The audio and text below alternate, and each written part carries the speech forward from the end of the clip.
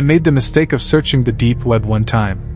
I saw on Reddit that people were talking about this thing called Tor that lets you browse the deep web.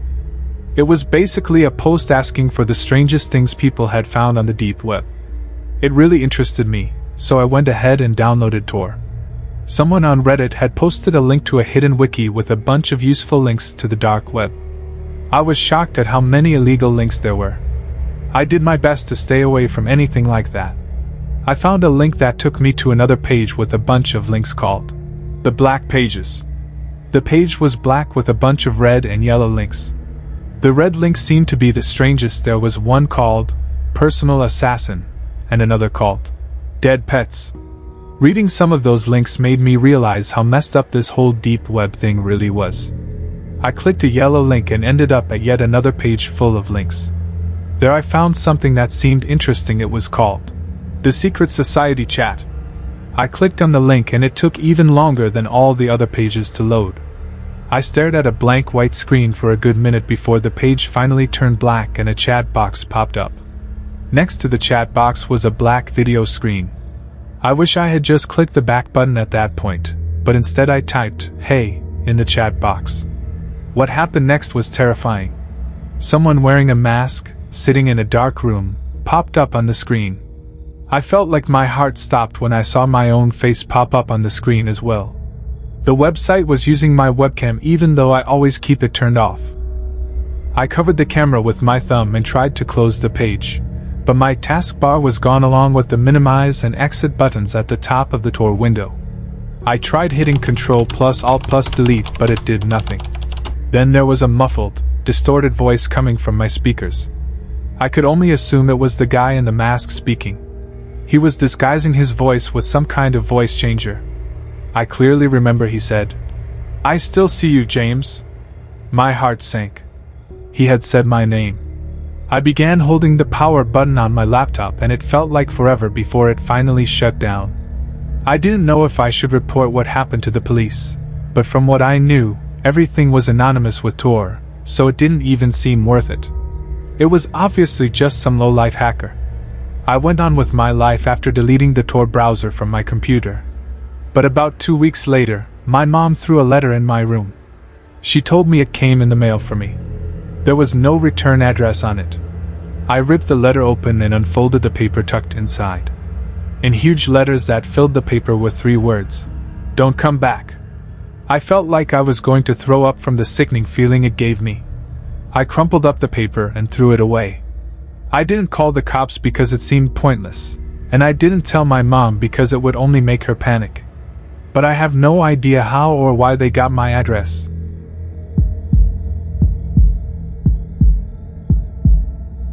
My worst experience on Tor was stumbling upon a horrific, sickening page called Human Experiments.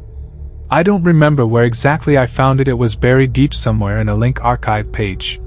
The homepage described the content on the site, and I was destroyed by what I was reading.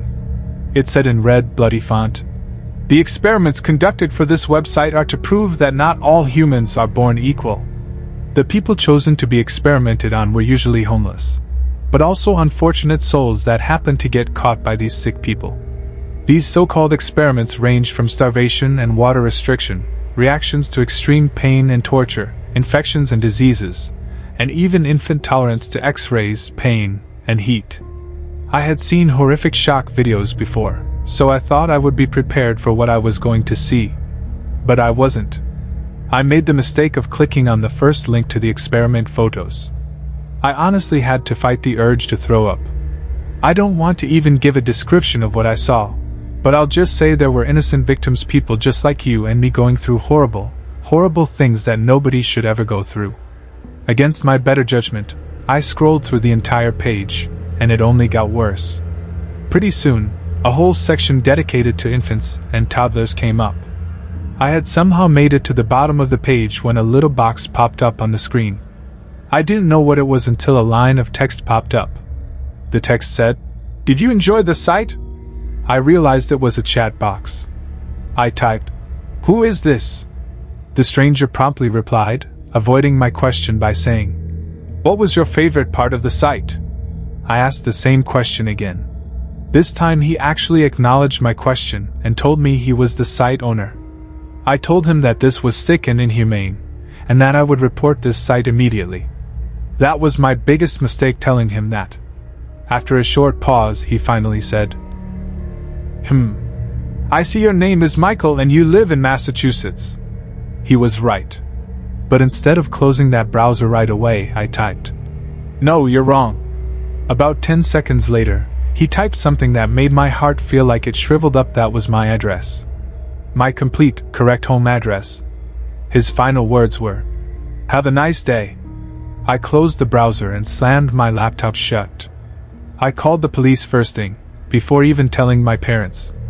When the cops got to our house, I explained everything to everyone at once. They wanted to see my computer, but since I didn't remember the link to the website, and unfortunately the Tor browser doesn't save your browsing history, I couldn't even help them in shutting down this website. The cops told us that if what I said was true, we should find another place to stay as soon as possible. Thankfully, this was around the time we were looking to move anyway. I couldn't believe how fast my parents were able to sell the house and find another one. I apologized to them every day for a month after this happened. I hated having to make them go through this. I like to think the guy in the chat was just bluffing, but I couldn't take the chance. I don't think anybody should ever look into the deep web. There is no good to come of it.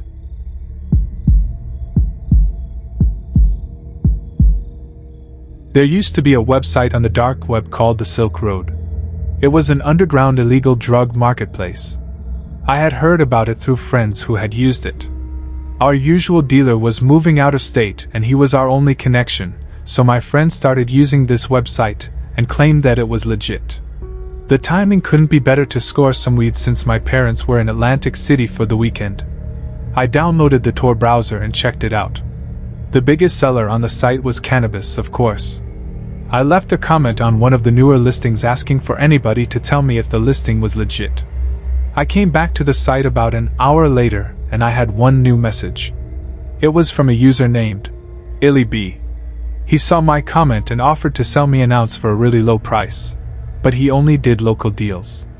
I've done local deals before and never really had a problem with them, so I told him I was in Washington State. Turned out he lived only about an hour away from me. I suggested we meet halfway, but shockingly he said he would just meet me in my hometown. I couldn't turn down that offer. He said he would be over after work around 9 p.m. I told him to meet me in the Wendy's parking lot. He asked me a bunch of weird questions like my address and who I lived with. I definitely didn't want to give my address to a pot dealer, and I lied and told him I lived alone. A little bit later, he texted me telling me he found a much better place to do the deal. It was behind an old, closed-down retail store at the edge of town. My sketch alarm was going off, but I was so desperate to get that weed. I knew exactly where that building was, so I drove over and got there within 5 minutes. I parked the car behind the building but couldn't see anyone else there. Then I got a text saying he was on his way. That made no sense. If he lived an hour away, how would he know of this place? I sat there for like 20 minutes trying to get another response from him. But he never answered. I decided to just give it up. I had a feeling something sketchy was going on, and that I should just leave while I still could. It took me 10 minutes to get back home. My front door was open. I knew I had shut it, so I was worried that my parents had gotten home early. I parked my car in the driveway since my dad didn't take it, and went back inside. The light upstairs in my parents' bedroom was on, and I heard some kind of shuffling noise. I shouted, "Mom? Dad?" and the noises stopped. The door to the room slammed shut, and I knew something was wrong. My dad's car wasn't even in sight, and now he wasn't answering. It took me long enough to realize that whoever was in there wasn't either one of my parents. Since I'm a straight-up idiot, I grabbed a carving knife from the kitchen and charged upstairs to my parents' room. I practically almost broke down the door after slamming it open. I didn't see anyone, but I right away picked up on the fact that my mom's jewelry case was opened. I grabbed the phone in my parents' room and called 911, but something grabbed me from under the bed. I used the knife in my hand to stab their arm, and the man under the bed began to scream in agony. Since it was a corded phone, I couldn't leave the room with it, All I had time to tell the police was that someone broke into my house, and then I gave them my address. The man crawled out from under the bed with the knife still in his arm. He didn't even look at me, he just ran straight for the front door and into his car. The best I could describe him was that he was a black man with a backwards hat and ragged clothing, and he drove a black Honda Accord. Of course, I couldn't tell the police much. I couldn't bring up the website since it was illegal to use it. All I could do was describe him to the best of my ability. So he's still out there, home free. I can only guess he got my address by hacking me somehow.